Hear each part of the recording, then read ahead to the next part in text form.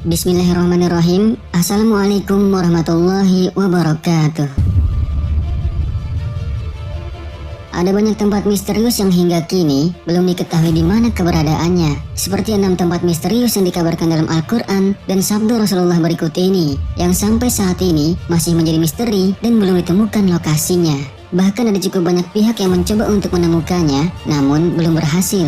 Dan kabarnya, 6 tempat misterius ini menyimpan banyak rahasia yang menakjubkan. Lantas, tempat misterius apa sajakah itu? Simak video ini sampai.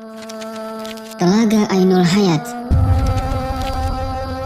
Menurut beberapa ahli tafsir dikatakan, Ainul Hayat merupakan air kehidupan yang bisa memperpanjang usia manusia. Barang siapa yang meminum airnya seteguk saja, maka hidupnya akan abadi. Kehidupannya dijamin oleh Allah Subhanahu wa Ta'ala hingga kiamat, kecuali dia memohon kepadanya untuk dimatikan. Beberapa hikayat menyebutkan ketika Allah Subhanahu wa Ta'ala menciptakan dunia, dia menurunkan beberapa tetesan air dari surga ke dunia. Salah satu tetesannya kemudian berubah menjadi Ainul Hayat atau mata air keabadian. Beberapa sumber juga menyebutkan bahwa Dajjal pernah mandi dan meminum air ini sehingga tetap hidup hingga saat ini. Tentunya tidak hanya Dajjal saja, Nabi Khidir alaihissalam juga diyakini oleh sebagian ulama masih hidup hingga saat ini. Itu dikarenakan meminum air Ainul Hayat tersebut. Lalu, di mana letak Ainul Hayat ini? Beberapa pendapat mengatakan bahwa Ainul Hayat dijaga oleh Nabi Khidir alaihissalam dan berada di Pulau Bermuda yang merupakan salah satu pulau paling misterius di dunia. Oleh karena itu beredar kabar bahwa banyak kapal dan orang hilang ketika melewati daerah tersebut karena para setan berbondong-bondong mengelilingi tempat tersebut untuk merebut Ainul Hayat. Namun sahabat beriman, tentunya hal ini hanya Allah Subhanahu wa Ta'ala sajalah yang maha mengetahuinya di mana sebenarnya Ainul Hayat ini berada. Tembok Ya'juj dan Ma'juj. Tembok Ya'juj dan Ma'juj yang disebut dalam Al-Quran dibangun oleh Raja Dzulqarnain. Sampai saat ini masih menjadi misteri akan letak keberadaannya. Sebuah kabar mengatakan bahwa sekitar 50 km di utara Beijing ada sebuah desa di kaki bukit yang bernama Badaling. Dari tempat ini, para turis dari berbagai belahan dunia memasuki pintu gerbang menuju tembok besar Cina. Karena saking tingginya, tembok itu disebut-sebut bisa dilihat dari bulan. Akhirnya, banyak orang yang menyangka bahwa itulah tembok yang dibuat oleh Raja Dzulqarnain dalam surat Al-Kahfi. Sedangkan yang disebut Ya'juj dan Ma'jujnya adalah bangsa dari Mongol Utara yang merusak dan menghancurkan negeri-negeri yang mereka taklukkan. Syekh Hamdi bin Hamzah Abu Zaid, seorang penulis dan peneliti tentang tembok Dzulqarnain, meyakini bahwa tembok yang dibangun beliau adalah tembok Cina tersebut. Dia juga menyebutkan secara detail penelitian dan bukti-buktinya ke dalam bukunya.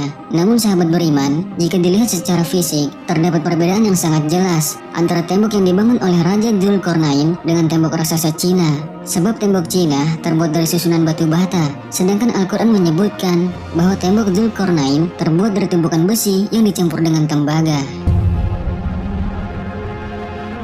Perlu diketahui juga sahabat beriman, faktanya bahwa tembok Cina ini dibangun secara bertahap selama ratusan tahun dari berbagai dinasti yang memerintah Cina, diantaranya dinasti Han dan Ming. Sementara itu, penjelasan dalam Al-Quran, tembok yang mengurung Ya'juj dan Ma'juj itu dibangun oleh suku bangsa yang meminta pertolongan kepada Raja Dzulqarnain. Dan setelah selesai dibangun, maka beliau pun menyatakan bahwa tembok itu tidak akan bisa dilewati dan dilubangi oleh Ya'juj dan Ma'juj sampai waktu yang telah Allah tentukan.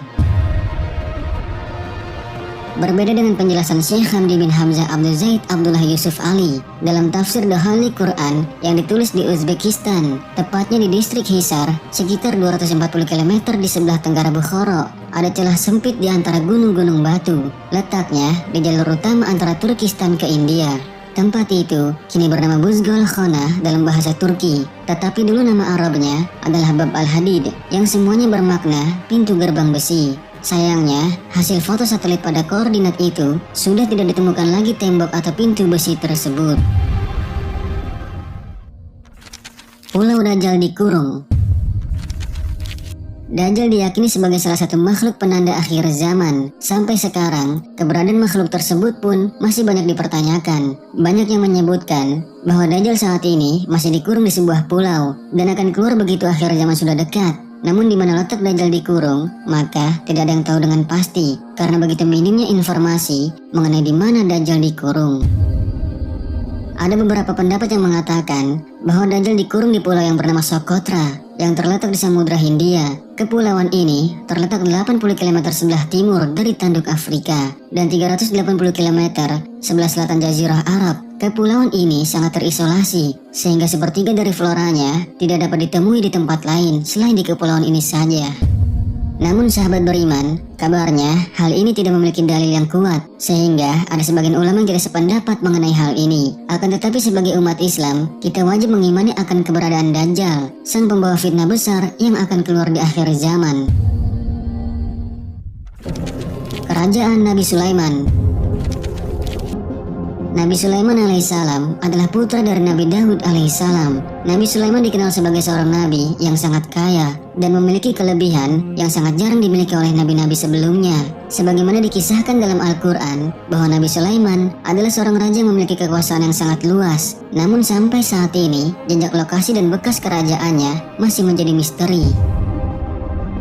Dalam literatur bangsa Yahudi, istana Nabi Sulaiman disebut sebagai Solomon Temple. Saat ini, keberadaan istana Nabi Sulaiman sudah tidak ada karena runtuh, kecuali hanya tembok sebelah barat saja yang tersisa dari bangunan kuil atau istana yang masih berdiri. Oleh orang Yahudi, sisa bangunan kuil itu dinamakan dengan tembok ratapan. Dalam beberapa riwayat, hancurnya istana Nabi Sulaiman itu bukan karena runtuh, tetapi diruntuhkan oleh orang-orang Yahudi yang sombong dan angkuh. Hal ini pun seperti yang dijelaskan dalam Al-Quran dan telah kami tetapkan terhadap Bani Israel dalam kitab itu. Sesungguhnya, kamu akan membuat kerusakan di muka bumi ini 2 kali dan pasti kamu akan menyombongkan diri dengan kesombongan yang besar.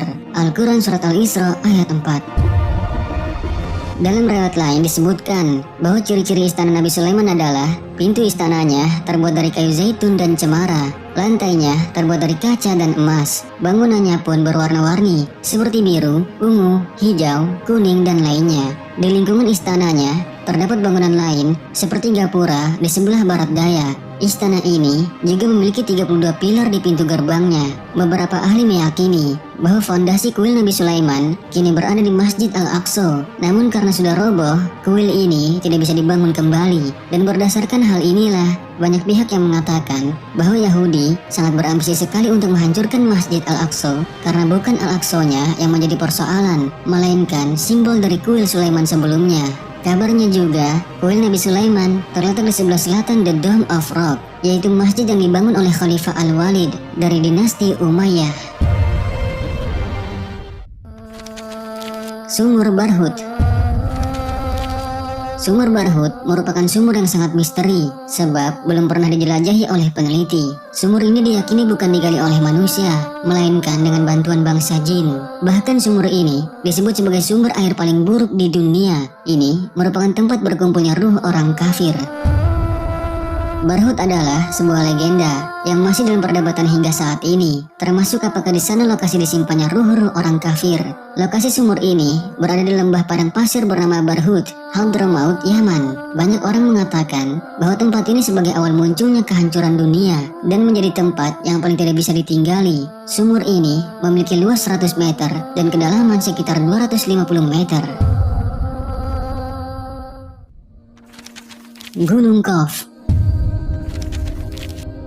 Ketika Rasulullah SAW dimi'rajkan dari Sidratul Muntaha di lapisan langit ke-7, di tengah perjalanan kembali menuju bumi, Rasulullah menyaksikan panorama yang sangat indah dan menakjubkan. Beliau melihat sinar biru membelah angkasa raya.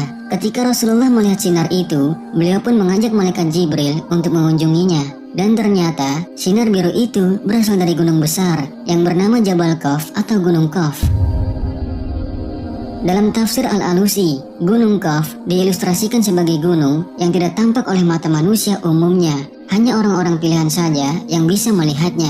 Gunung itu jarang diketahui oleh orang-orang. Dalam tafsirnya disebutkan bahwa Gunung Qaf memiliki 70 lapisan. Ibnu Ashur mengatakan bahwa warna biru langit saat ini merupakan pantulan cahaya Jabal Qaf. Sementara itu, Ibnu Abbas menyebutkan Gunung Qaf mengelilingi bumi ini dan memiliki ukuran yang sangat besar.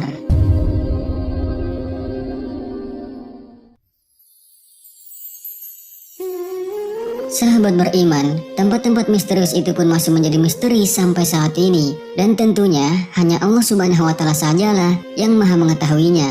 Sedangkan data dan bukti dari tempat-tempat ini sebenarnya sudah cukup untuk membuktikan akan kebenaran Al-Quran. Dan ini menjadi tanda akan kebesaran Allah bagi orang yang mau berpikir. Sebagaimana dikatakan dalam Al-Quran, sungguh pada langit dan bumi benar-benar terdapat tanda-tanda kebesaran Allah bagi orang-orang mukmin. Dan pada penciptaan dirimu dan pada makhluk bergerak yang bernyawa yang bertebaran di bumi terdapat tanda-tanda kebesaran Allah untuk kaum yang meyakini. Al-Quran Surat Al-Jasiyah ayat 3-4. Semoga dari pembahasan singkat kali ini dapat meningkatkan keimanan dan ketakwaan kita kepada Allah Subhanahu wa Ta'ala, sehingga rahmat dan keridhaannya bisa kita dapatkan di dunia dan di akhirat. Amin ya Allah ya Rabbal Alamin. Wallahu a'lamu bissawab. Wassalamualaikum warahmatullahi wabarakatuh.